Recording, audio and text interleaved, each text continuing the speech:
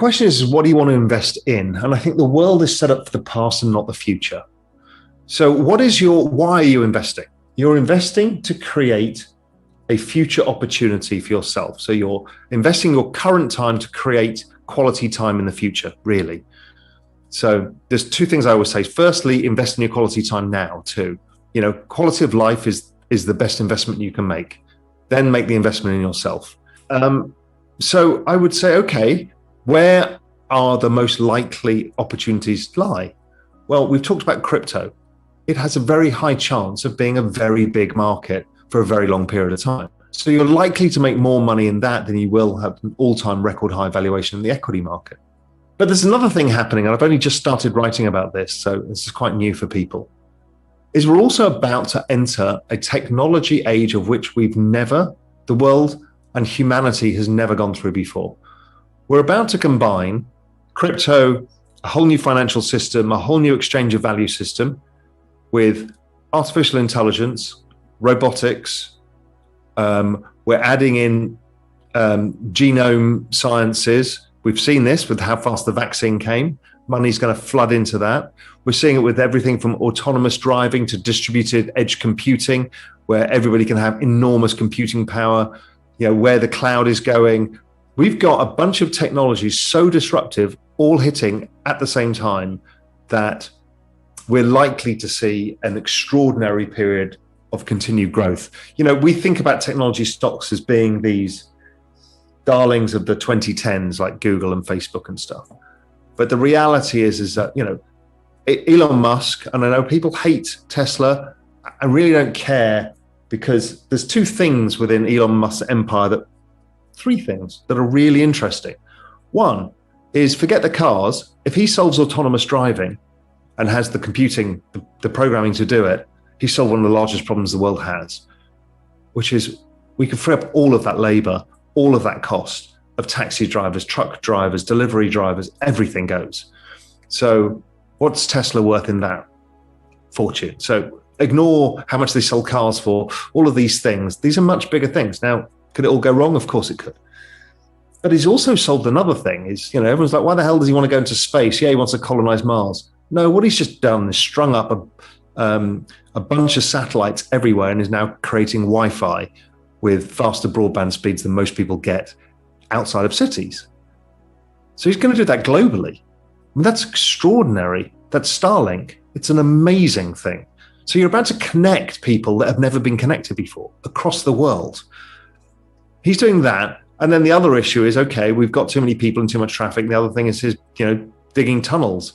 Everyone thinks it's crazy, but actually he's going to do fine from it. But there's a bunch of these kind of things that are going on. 5G is huge. I mean, we're going to connect everybody with gigantic amounts of data and enable things like the Internet of Things and distributed computing. And then everybody's moving to an entire new financial system, an exchange of value system based on cryptocurrencies. And then we're building things like the metaverse, where we can actually earn money in games or digital life. It's not even necessarily a game, digital worlds. And this is all happening right now. It's not like, if we'd had this conversation when we launched Real Vision, it's like these things are being researched and there's a bit of VC money. No, these are all happening. Starlink is rolling out its stuff. We are seeing the autonomous driving getting closer. Google's very close with Waymo now.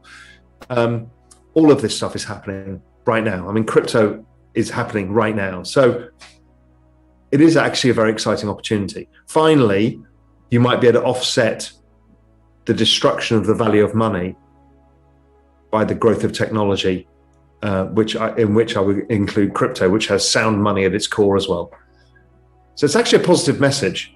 Just keep out of the old shit and keep away from this value versus growth investing, because I actually think now nobody cares about, if I divide the S&P by the Fed balance sheet to try and look at how to value equities, they basically haven't gone anywhere since the Fed started quantitative easing.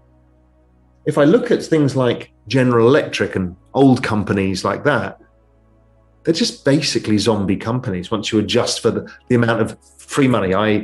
And to complicate things, it's actually a fall in the value of the denominator, which is fiat money. But when you look at the NASDAQ, it's actually outperformed.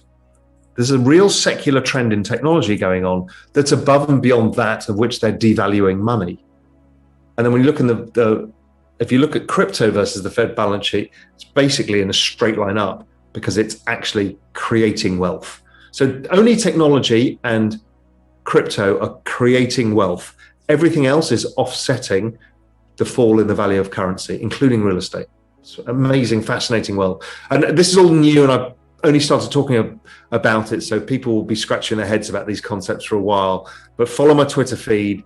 I'll start trying to get people across the line in what I'm talking about. And it did. It changed everything. But then everything crashed, right? Did it? Or did it go through like the crypto winter? Did the bad investment?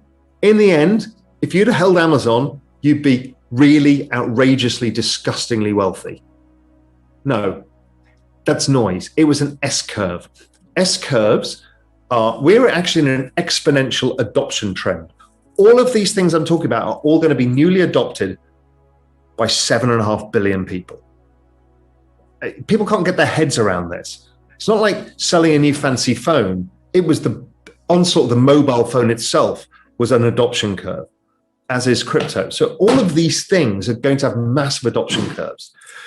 But in those adoption curves, you have something called an S-curve, which is there are points in the life cycle of a business where it's not clear it's going to survive or it needs to pivot to grow fast again.